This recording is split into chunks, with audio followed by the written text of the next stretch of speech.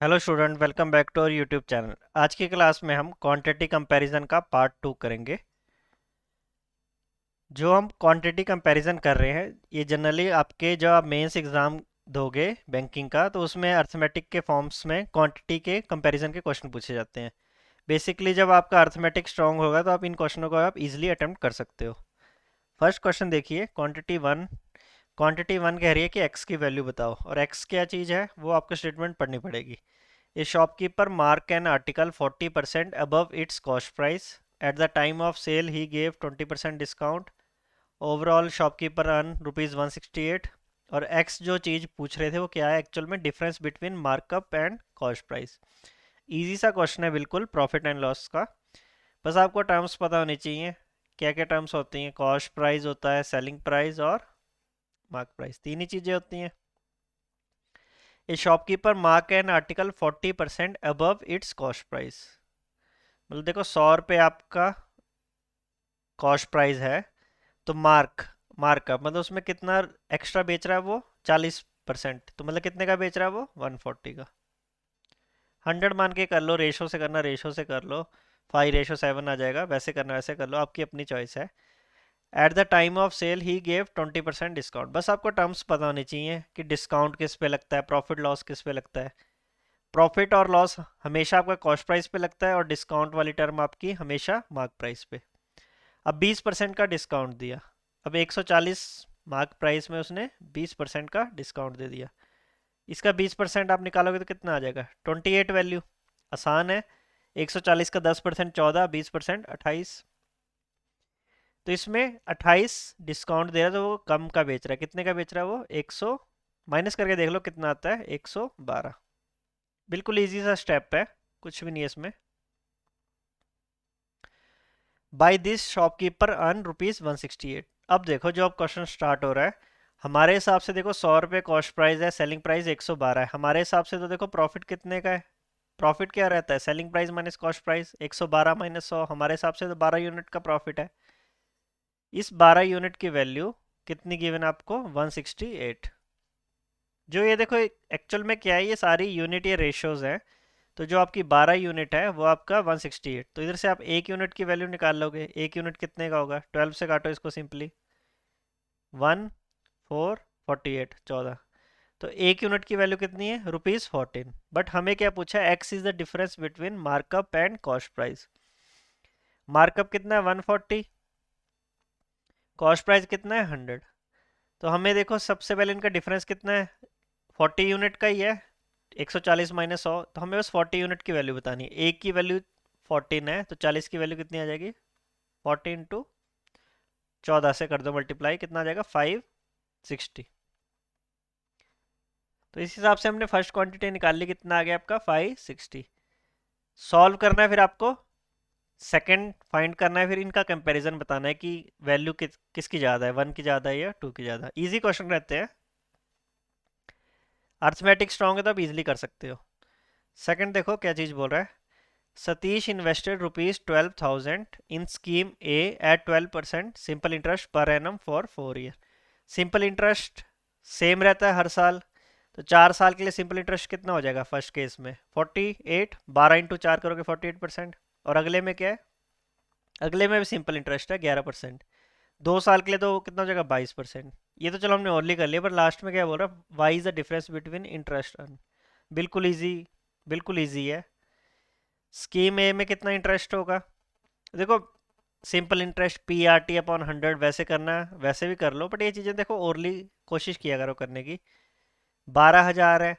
अब हमें पता है कि 12% है, 4 साल के लिए तो कितना इंटरेस्ट लगा होगा, 48% ही लगा होगा। ऐसे डायरेक्ट किया करो। अब देखो नेक्स्ट टाइम में आपको पता है 2 जीरो कटनी है आपकी। तो ए का जो इंटरेस्ट आ रहा है वो सिंपली आ जाएगा आपके पास 120, 2 जीरो कट जाएंगे, × 48। सॉल्व करके देख लो कितनी वैल्यू आ रही है, 0। अब यहीं से मल्टीप्लाई कर दो, 12 × 8 96, 9 कैरी 48, और 48 और 9 5760, 5760 आ जाएगा। वैसे ही आप देखो बी की वैल्यू कैलकुलेट करोगे, 25,000 है, उसमें कितना इंटरेस्ट है 11%। अब 2 साल के लिए बात कर रहे हैं तो दोनों साल में 11 + 11 22 हो जाएगा। तो इसमें आपका इसका 22% निकालना है। ये तो अभी इंटरेस्ट निकाल रहे हैं तो इसका इंटरेस्ट देख लो, 2 जीरो काटोगे तो कितना रह जाएगा, 250 रह जाएगा। और इधर 22, इनको मल्टीप्लाई करके देख लो, 0, 22 को 5 से कर दो, 110, 44, 55। तो बी का इंटरेस्ट कितना आ गया, दिस। बट एक्चुअल में जो आपका वाई वेरिएबल है वो क्या चीज़ है, डिफरेंस बिटवीन द इंटरेस्ट। अब इनके बीच का इंटरेस्ट का डिफरेंस कितना है, 5760 माइनस 5500। तो इनका वैल्यू कितना आ रहा है, 260। तो पहली चीज़ तो हमारी ज़्यादा थी, सेकंड वेरिएबल कितना है आपका, 260। तो इसमें यही था, क्वांटिटी कंपैरिजन में क्या था, सिंपली अर्थमेटिक के क्वेश्चन थे दो, तो 1 ज़्यादा आ जाएगा। सेकंड क्वेश्चन देखो, टाइम एंड वर्क का क्वेश्चन है। P alone can do a piece of work in 72 days. Q alone can do the same work in 48 days. R is 50% more efficient than Q. Find in how many days total work will be completed if all work on alternate days, starting with P and ending with R. हमने पहले भी किए हैं time and work के questions. सबसे पहले हम total work रहते हैं। टोटल वर्क हम एक ऐसा नंबर चूज करेंगे जो दोनों नंबर से इजीली डिविजिबल हो, एक जगह 72 और एक जगह आपका 48। तो इनका एलसीएम कितना होगा, एलसीएम आप इसका औरली भी कैलकुलेट कर सकते हो। सबसे बड़ा नंबर 72 है, 72 का टेबल देखो, 144, 144 में 48 भी जा रहा है। ये चीज़ें ऐसे आपको ओरली करनी पड़ेंगी तो ये आप क्वेश्चन कर पाओगे। टोटल वर्क ले लो 144 यूनिट। इसके बाद देखो क्या चीज़ है, एफिशिएंसी तो आराम से निकल जाएंगी पहले दो। पी की एफिशिएंसी 2 यूनिट, क्यू की एफिशिएंसी, इसको डिवाइड कर लो। एफिशिएंसी सिंपली क्या रहता है, वर्क अपॉन टाइम। अब वही 144 यूनिट है, पी 72 डेज में कर रहा है तो एक दिन में कितना कर रहा होगा, 144 डिवाइड बाई 72। वैसे क्यू को 144 डिवाइड बाई 48, 3। ये चीज़ें देखो जल्दी जल्दी करनी है। R is 50% more efficient than Q. R 50% ज़्यादा है, 50% ज़्यादा है तो मतलब कितना है वो, 150% है ऑफ क्यू। तो जो आर की एफिशिएंसी है वो कितनी आ जाएगी,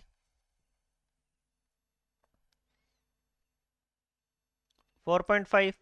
9/2 या सिंपली 4.5। तो सबसे पहले हमने देखो एफिशिएंसी तीनों की निकाल ली, पी क्यू आर की। पॉइंट्स में रहने दो, ऐसी कोई दिक्कत नहीं है।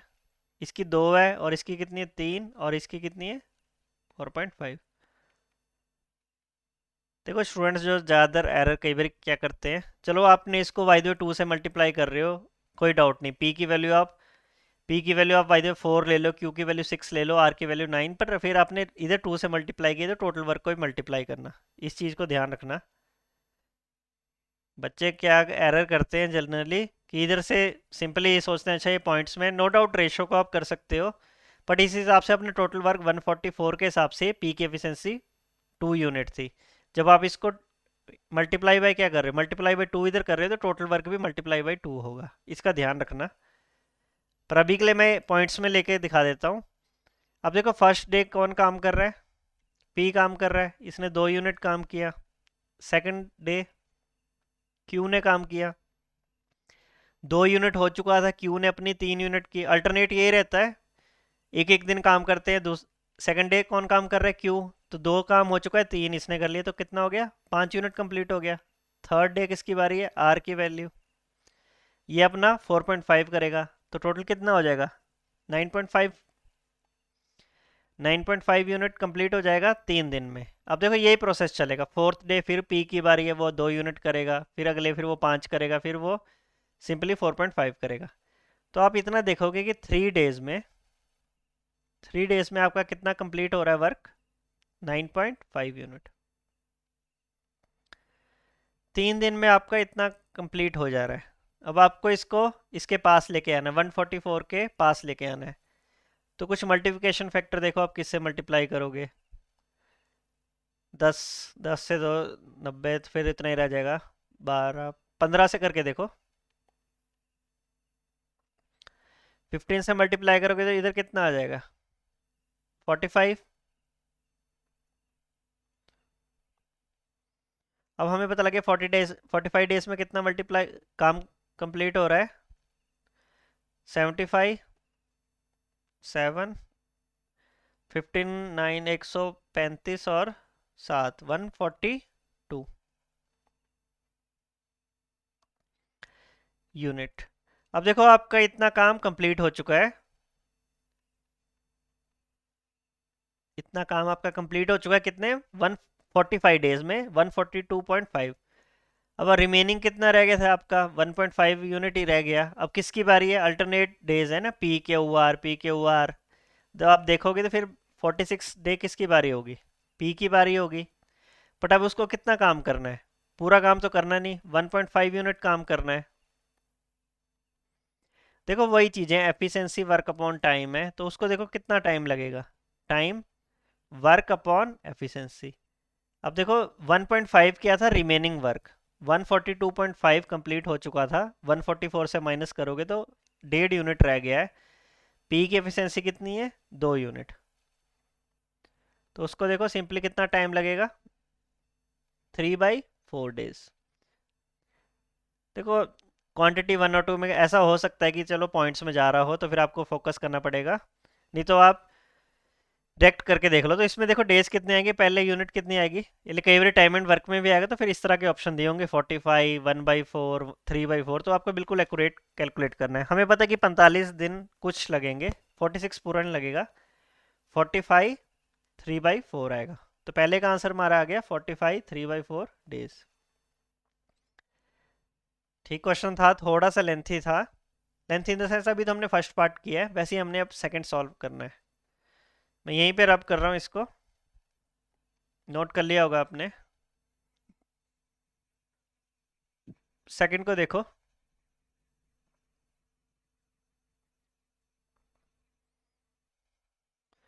A alone can do a task in 48 days, B is 25% less. अब देखो लेस एफिशिएंट मीन्स मतलब उसकी एफिशिएंसी कितनी है, पूरा रब कर देता हूँ मैं, ये वैल्यू लिख लेते हैं 45 3/4 आई थी। A alone can do a task in 48 days, B 25% less efficient than A, B 25% less efficient then A. 25 less efficient मतलब कितना, 75% है, तो इनकी रेशियो कितनी आ जाएगी, 3/4 आ जाएगी।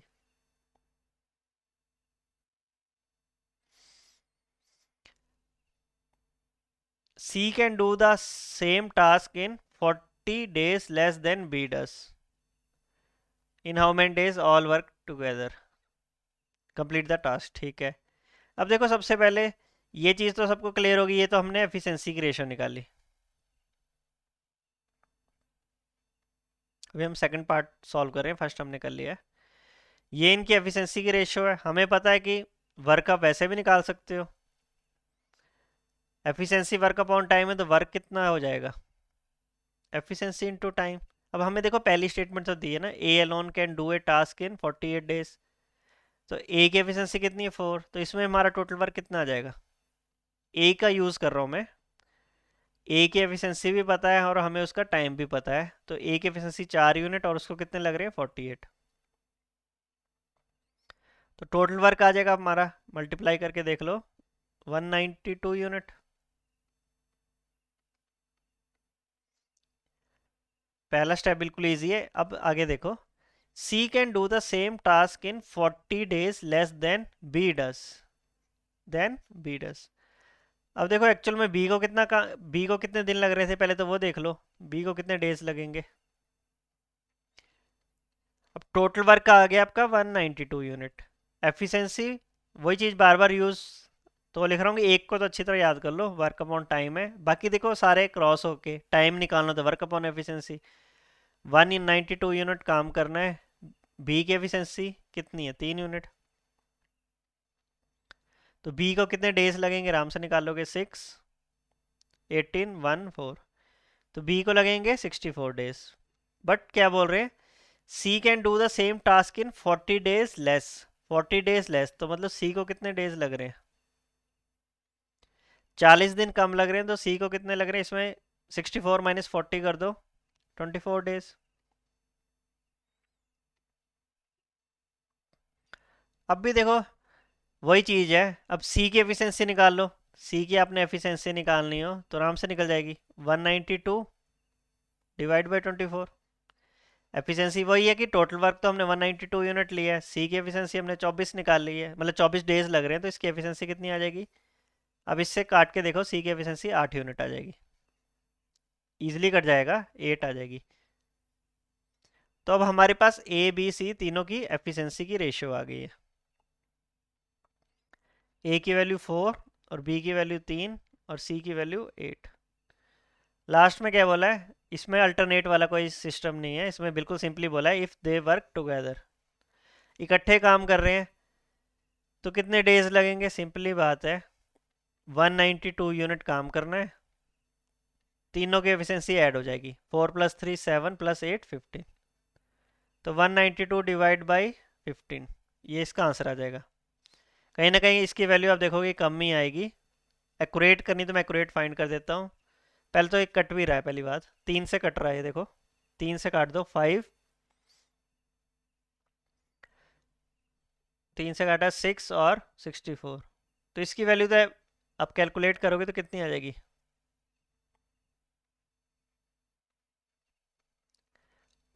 आप एक्यूरेट चाहते हो तो इसकी वैल्यू कितनी आ रही है? अप्रोक्सीमेटली 12 4/डेज। तो इसमें भी हमारा कौन सा पहली वाली क्वांटिटी आपकी क्या ज़्यादा है? तो यही पूछा था ना, क्वांटिटी 1 और 2 कंपैरिजन था, तो इसमें आ जाएगा क्वांटिटी 1 ग्रेटर देन क्वांटिटी 2। देखो इतना तो आपको पता लग रहा होगा कि क्या चीज़ है, कि अर्थमेटिक के क्वेश्चन है। कई क्वेश्चन थोड़े इजी रहेंगे, कई थोड़े ट्रिकी रहेंगे, बट आपको होल्ड होगी तो आप इजीली कर सकते हो। तो ये रहा सेकंड क्वेश्चन। एक क्वेश्चन और देख लेते हैं। अब इस क्वेश्चन में क्या है कि क्वांटिटी 2 आपको वैल्यू गिवन है कि उसकी वैल्यू कितनी है? 60। तो बस आपको फर्स्ट क्वांटिटी निकालनी है, तो इसमें बस एक ही क्वेश्चन सॉल्व करना पड़ेगा। Average speed of train if distance 600 kilometre is covered in 2 parts. First phase 120 kilometre चल रहे हैं ट्रेन से, रेस्ट बाई कार। ओके, तब उसको लग रहे हैं 8 आवर्स। और एक जगह 200 किलोमीटर चल रहे हैं ट्रेन से और दूसरा चल रहा है कार से, तो 20 मिनट मोर। तो उसको दूसरी बार कितने लग रहे हैं? 8 घंटे 20 मिनट। इक्वेशन से कर लो, ऐसी कोई दिक्कत नहीं है, एक ही तो क्वेश्चन है, फर्स्ट है। इसमें क्वांटिटी 1 ही करना था जब उसका फर्स्ट फेस है। फॉर्मूले देखो वही रहेंगे, स्पीड डिस्टेंस अपॉन टाइम ही रहेगा। यूनिवर्सल फॉर्मूला है, डिस्टेंस निकालना स्पीड इंटू टाइम हो जाएगा, बाकी टाइम निकालना डिस्टेंस अपॉन स्पीड, वो चीज़ें तो रहेंगी। पर पहला केस देखो क्या बोल रहे हैं, हमें एवरेज स्पीड ऑफ ट्रेन निकालनी है 120 बाई ट्रेन। देखो स्पीड डिस्टेंस अपॉन टाइम, तो टाइम डिस्टेंस अपॉन स्पीड। पहले में देखो क्या है, वो 120, मैं डायरेक्ट वैल्यू लिख रहा हूँ, 120 किलोमीटर चल रहा है, टाइम डिस्टेंस अपॉन स्पीड, तो स्पीड ऑफ ट्रेन ST लिख लो। एंड रेस्ट बाई कार, तो रेस्ट कितना हो जाएगा? 480। 600 माइनस 120 करो 480, वो चल रहा है कार से, तब उसको लग रहे हैं 8 आवर। बस मैं टाइम को इक्वेट कर रहा हूँ, टाइम डिस्टेंस अपॉन स्पीड है, तो पहले केस में 120 चल रहा है, स्पीड उसकी हमें नहीं पता तो ST मान ली, और अगले में 480 divide by speed of car भी नहीं पता, तो हमें ये चीज़ कर ली। Next equation 200 kilometre by train. देखो भाई शिफ्टिंग मेथड भी होता है, बट वो जो बच्चे पहली बार वीडियो देख रहे हैं तो उनको बहुत दिक्कत आएगी, तो मैं बिल्कुल बेसिक से बता रहा हूँ। 200 किलोमीटर वो चल रहा है ट्रेन से, और rest 400 divide by speed of car, तब उसको कितने लग रहे हैं? 20 मिनट्स मोर, तो उसको लग रहे हैं 8 घंटे 20 मिनट, या 8 1/3 आवर लिख लो। मैं इसको कन्वर्ट करके लिख रहा हूँ डायरेक्ट वैल्यू। 20 मिनट मतलब 20/60 करोगे तो 1/3 आ जाएगा, तो इसकी वैल्यू आप फ्रैक्शन में लिखोगे तो कितना आ जाएगा? 25/3 आवर। बस दो इक्वेशन है, इनको इजीली सॉल्व करो, वैल्यू आ जाएगी।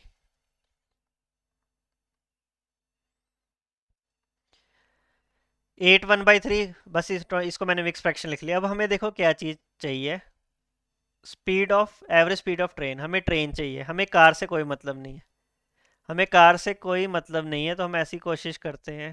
तो देखो कोशिश करने से पहले देखो, वैसे थोड़ा सा आप देखोगे तो ये चीज़ें यहीं पे भी कट रही हैं, क्यों नहीं यहीं पे थोड़ा सा सॉल्व कर लें, 8 के टेबल से जा ही रहा है। थोड़ी इक्वेशन छोटी हो जाएगी और क्या होगा, हमारे लिए अच्छा हो जाएगा। 8 से इसको काटो, इधर 15, 60, और इधर तो एक ही रह गया। नीचे ये 25 से भी कट जा रहा है, और अच्छी बात होगी। 25 से मैंने काटा, इधर कितना आ गया, 8, 1, 15, 16 और दिस। देखो आपका इतना तो कट ही गया था। तो आपकी देखो इक्वेशन क्या बन गई थी, 15 speed of train plus 60 speed of car 1 unit. और दूसरी जगह आपकी दूसरी इक्वेशन कौन सी है, ये फर्स्ट इक्वेशन बन गई आपकी, और सेकंड इक्वेशन आपकी बन गई 8। पेपर में देखो इतना अलग अलग नहीं लिखना होता, पेपर में तो डायरेक्ट जो निकल गया आगे जाना है, जल्दी से सॉल्व करनी है जल्दी जल्दी। 1/3। अब देखो हमें ये दो इक्वेशन सॉल्व करनी है। स्पीड ऑफ कार नहीं चाहिए, तो देखो इस 16 और 60 को काटो, किस में कटेगा ये, इसको 2 से मल्टीप्लाई कर दो, 120 आ जाएगा। अच्छा इधर 16 है तो ये 120 पे नहीं कटेगा। देखो 16 और 60 कब जाएंगे जल्दी से, 60 का टेबल पड़ा, 180, 240, 240 में चल जाएंगे।